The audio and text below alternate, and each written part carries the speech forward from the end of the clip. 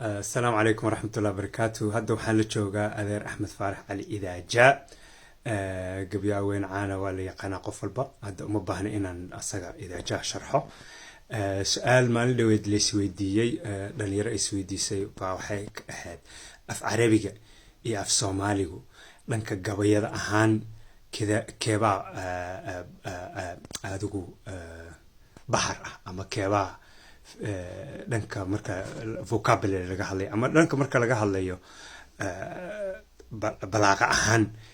keebaa adigu ah mid qani ah ama aad iyo aad u ballaaran marka fikiro kala duwan baa jira adigoo marka labadaasba ku takhasusay dhanka af Soomaaliga iyo gabayadaba taasita bal wax yiriisa noo faaf aragtidaada والله هرتا waxaan urmarinay waxaan ka saxayaan meel yar oo ati waa gabyaan waa tiri waan ka saxayaan anagu walaalayadan dambe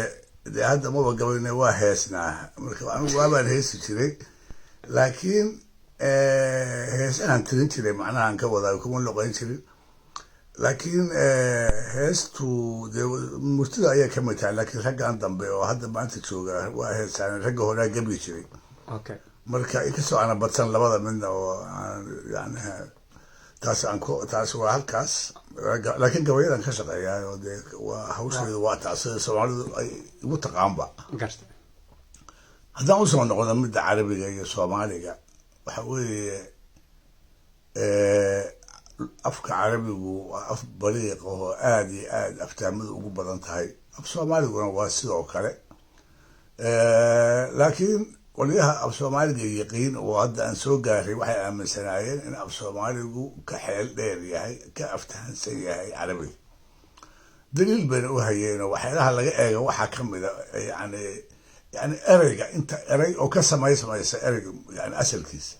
ayaa kamid ah waxa kamid ah eraygu intuu macno yeelan karo ayaa kamid ah waxaan xusuustaa xamar dooda lagu qaban jiray oo rag Carabiga inta qaahire wax ku soo bartay Carabigu aad ula weynaa Soomaaliga naga isi jiray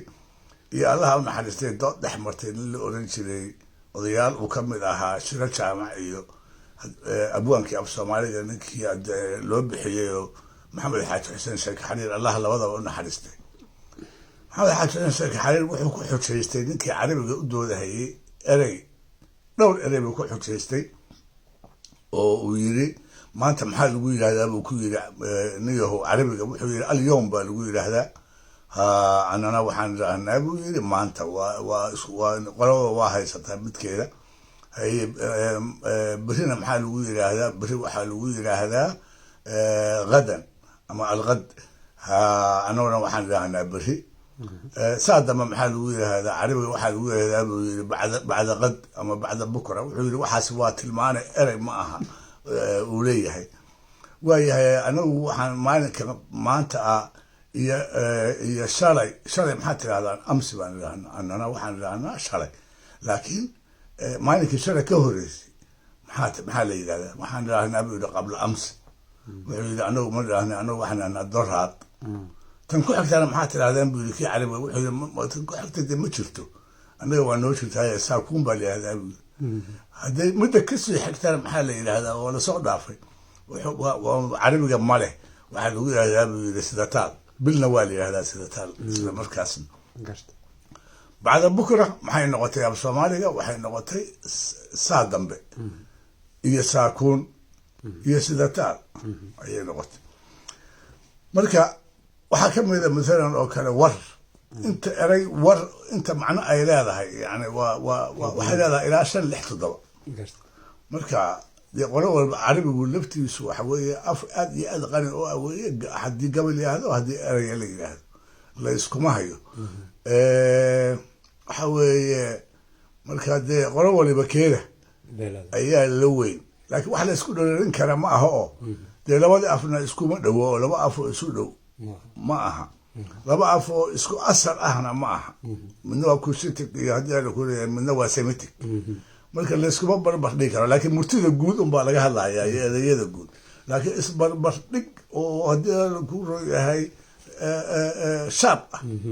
ma jiraan hadda samayn karo mid aan soo raacay laakiin had bay isaga egyihiin matalan gabayada oo kale waxay isaga egyihiin xagga gabayada matalan ujeedooyinka gabayada miisaanka ma ujeedooyinka gabayada waxyaalaha laga gabiyo ayay isaga mid yihiin sida dagaalada iyo amaanta gabdhaha iyo amaanta fardaha iyo waxaas oo dhan carabtu waa leedahay annana waa leenahay ilaahay amarkii haddana ma wada degno inkastoo aan derisnahay bad baa noo dhexaysa laakiin ujeedooyinkaas waxaad moodaa inaan iska raacnay sababta keenaysaana waxaa weeye habka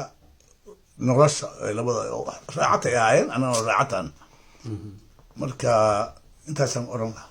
hal mid haddaan soo raaciyo oo tacliiq ah haddaad ii faahfaahin kartid waxaa la dhaho gabayadii jaahiliyada carabta oo kuwii hore oo ilaa iyo maanta ah waxa la tixraaca marka afka carabiga loola noqonayo asalkiisa annakana sidaasoo kale astaan noo ah haddii af soomaaliga wax asal rabo in loo noqdo gabayadii asalka ah carabtu waxay ahayd gabayo la yidhaahdo casr jaahili annagu laakiin casr jaahili manayno muslim baan ahay weligay intii aan gabayeyna oo dhan intaan hayno gabayadii hore oo dee islaamka ka horeeyay ma naqaan laakiin carabtu waxay u qaybsadaa casr jaahiligii iyo casriga islaamka markuu yimid waa labadaasaa la kala soocaya waa gabayada ay tixraacaan laakiin dhibaatada haysataa waxaa weeye dhalinyarada maanta iyo dadka waaweynba in loo sharxa erey ma ahee ma garan karaan laakiin nasiib wanaag iyagu waa sharaxdeen waxood annagu laakiin weli dhalinyaradii inkastoo dee ereyada badan ay ka fakanayaan wax badan gabayga calidhuux iyo gabayga sayid maxamed iyo noo ah annaga xilligaas iyo raaga ogaasiyo markay raaga wax ka dambeeya weelwaal iyo raaga wax ka dambeeya oo wax ka horeeyaan le ma hayno marka iyaguna muslim bay ahaayeen diintana waa yaqiineen laakiin gabayada waxaa anaga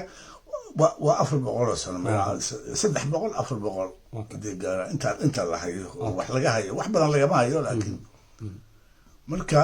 anaga lafteedu waxa weeye haddii ay muddo sii joogaan gabayadaas xilligaas oo raggii hore tiriyeen lama fahmi doono waxa ay sheegay waxa uu ku sheegay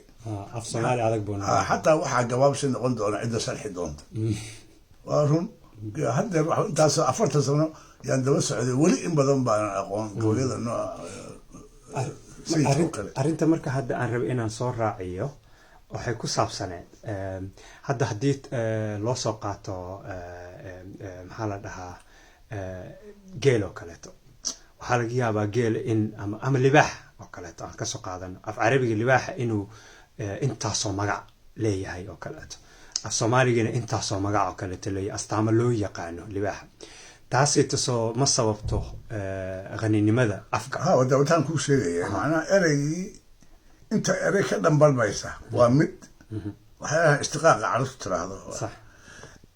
ereyga kalena waxa weeye halka erey inta uu macno leeyahay wadaa sheegaysa oo kale libaaxa inta hizabri iyo darqaam iyo asad iyo labua iyo intaasoo magac soomaaliguna waa leeyahay waa libaax iyo aar iyo tilmaan inkastoo uu tilmaan yahay haddana adam waa la yidhaahdaa haddii ana ku cagga baruur carruurtiisaa la yidhaahdaa waxaasoo dhan waa leeyahay intaasoo magac sababta waxa weye meesha la wada degay meesha yani habka nolosha lagu jiro weye waxaa laga yaabaa ingiriisku inuu lion kaliya u yaqaan libax may wax kale ma bilo lion iyo lioness jazakallahu khayr jazaa